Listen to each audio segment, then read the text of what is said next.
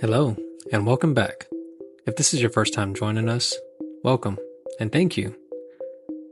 Today we have a dumbfounding 90s story. That is the tragic story of David Glenn Lewis. So, without further ado, let's get into it. Back in the glory days of the 90s, when the Dallas Cowboys football team actually won games in the postseason. All jokes aside, our story ends there. But let's go back even further to the greasing 50s. Born and raised in the Texas Panhandle, David Glenn Lewis was a true son of the Lone Star State. He entered the world on December 11th, 1953, in Bossier, just a stone's throw from Amarillo, Texas. After graduating from Phillips High School, he continued his education at Texas Tech, earning a degree in political science in 1975. Not stopping there, he pursued his passion for law, graduating from Texas Tech Law School in 1979. In 1982, he married Karen, and shortly after, the couple welcomed their daughter into the world. Settling in Dumas, just north of Amarillo, Lewis became an essential part of the community. He balanced private legal practice while serving as an assistant county attorney in Sherman and Wheeler counties. In 1986, he was elected judge of the Court of Law in Moore County.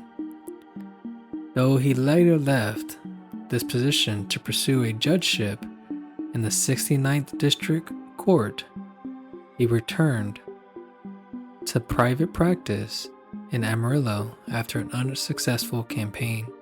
A passionate educator, Lewis also shared his knowledge by teaching government classes at Amarillo College. He was not just a legal mind, but also a dedicated member of his community, leaving a lasting impact wherever he went. On January 28, 1993, the day started like any other for David Glenn Lewis. Feeling under the weather, he left his law firm around noon, saying he was heading home. Later that afternoon, he made a gasoline purchase on his credit card. Despite not feeling well, he managed to teach his class at Amarillo College until 10 p.m. That class was the last place he was seen alive in Amarillo, a detail authorities later shared with the public. The following day, a Friday, Lewis's wife and daughter embarked on a weekend shopping trip to Dallas, but they did not see him before they left. He had decided to stay back, eagerly anticipating watching the Dallas Cowboys play in Super Bowl 27, his favorite team's first appearance in the NFL championship game in 14 years. On that Saturday, a member of David's church in Dumas reported seeing David Lewis rush in through the Southwest Airline Terminal at Amarillo International Airport. Oddly, he didn't seem to be carrying any luggage. Later that night, at 10:30 p.m., a patrol officer in downtown Amarillo spotted a red Ford Explorer parked outside the Potter County Courthouse. The vehicle matched Lewis's car. By the next day, the Explorer had disappeared. Meanwhile, in Dumas, a neighbor saw Lewis's red Explorer parked in his driveway. The last confirmed sighting of Lewis was reported to be sometime during the day on January 30th, although authorities have never released further details. As Super Bowl Sunday dawned, a deputy sheriff spotted the Explorer parked at the county courthouse again. Across the street, a man resembling Lewis appeared to be taking photos of the vehicle. That evening, Lewis's wife and daughter returned home from Dallas, expecting to find him watching the game. But the house was empty. The VCR was still recording the telecast, and there were 2 turkey sandwiches in the refrigerator. The laundry sat unfinished in the washing machine. His wedding ring and watch laid on the kitchen counter. Assuming he had watched the game elsewhere, Karen Lewis returned to work. The following day, on February 1st, a Dallas taxi driver recalled ferrying a man who looked like Lewis from a hotel to Dallas-Fort Worth International Airport.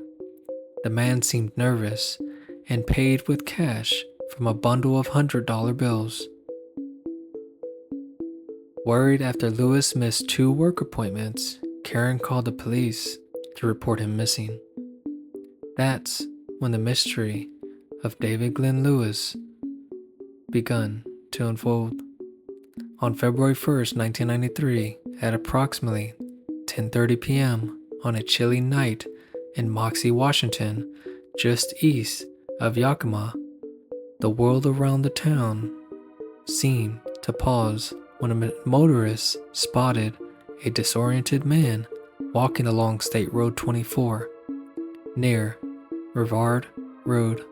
Concerned for his safety, they planned on turning around and offer help, but by the time they did, it was too late.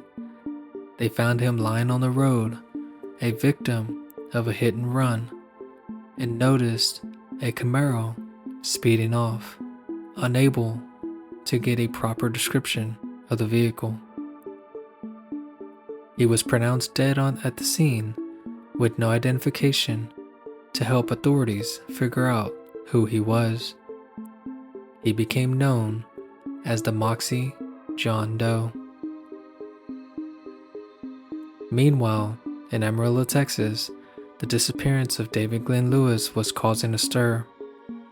His red Explorer, parked near the courthouse, was found with the keys inside, along with his checkbook, driver's license, and credit cards. Lewis had vanished after being last seen on January 28, 1993, the same day he left for work, not feeling well. As authorities delved into Lewis's financial activity, the mystery deepened. Over that fateful weekend, someone deposited $5,000 into his bank account, and a plane ticket from Amarillo to Dallas was purchased in his name. But the question lies, did Lewis buy it, or did someone pretend to be him? Another ticket from Los Angeles to Dallas was bought the day Karen Lewis reported her husband missing, adding to the intrigue. Lewis's profession as a judge and lawyer stirred theories that his disappearance was linked to his work. He had received death threats during his time on the bench and was involved in a complex legal case at the time he vanished. However, throughout the investigation and through investigating into his work, connections didn't yield any concrete leads. Despite police considering the possibility that Lewis had voluntarily disappeared, his family and friends were convinced otherwise. Lewis was looking forward to his daughter's birthday, discussing his career prospects, and actively participating in community organizations.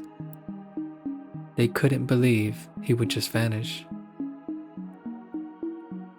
Over the years, sightings of Lewis were reported from Tucson, Arizona to Mexico, but no lead led to his discovery.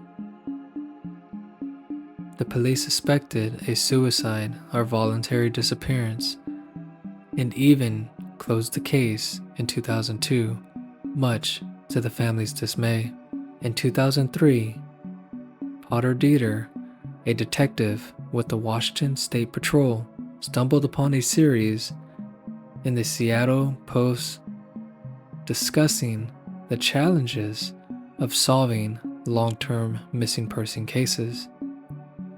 Though most of the cases were in Seattle, it got him thinking about a case close to home, the Moxie John Doe. Dieter, intrigued by the shortcomings of the National Crime Information Center, or NCIC database, decided to try something different. He did what we all do. He turned to Google, which was quickly gaining popularity at that time, and he started searching missing persons, matching the description of the Moxie John Doe. Within a week, Dieter had a list of a dozen possible matches, but one stood out amongst them all: David Glenn Lewis. Lewis's picture strongly resembled John Doe, except for the glasses. However, Dieter discovered the glasses and the clothing pockets kept in evidence. They were a perfect match. Excited about the discovery, Dieter contacted the Amarillo police. DNA samples were compared, and the results confirmed the match. In October 2004, the University of North Texas reported a 99.91% chance that the samples were the same person. Finally, after over a decade, the missing person and unidentified descent cases were closed. Lewis was laid to rest in a cemetery closer to home, bringing a long-awaited resolution to a puzzling case. The identification of the Moxie John Doe as Lewis answered some questions, but it raised so many others. One question was, how did Lewis end up in the Yakima area, and what brought him there? He wasn't known to have any associates in that area. There were no direct flights or straightforward routes between Amarillo, Texas, and Yakima, Washington. The distance is substantial, with a 1,606-mile drive that would have taken nearly 24 hours non-stop. Some believe that it might have been some casework, as he was involved in a high-profile case and lawsuit against one of his former employers. Lewis's family is puzzled. They don't know of any connections that he had in Washington. He seemed to have no reason to travel there. His wife, Karen, believes that he might have been abducted. She points out that Lewis wasn't wearing the camouflage-style clothing or work boots found on the body. What's more, he wasn't wearing his glasses, which he always needed and able to see. The mystery deepens. How did Lewis end up so far from home, and why was he wearing clothes he didn't own?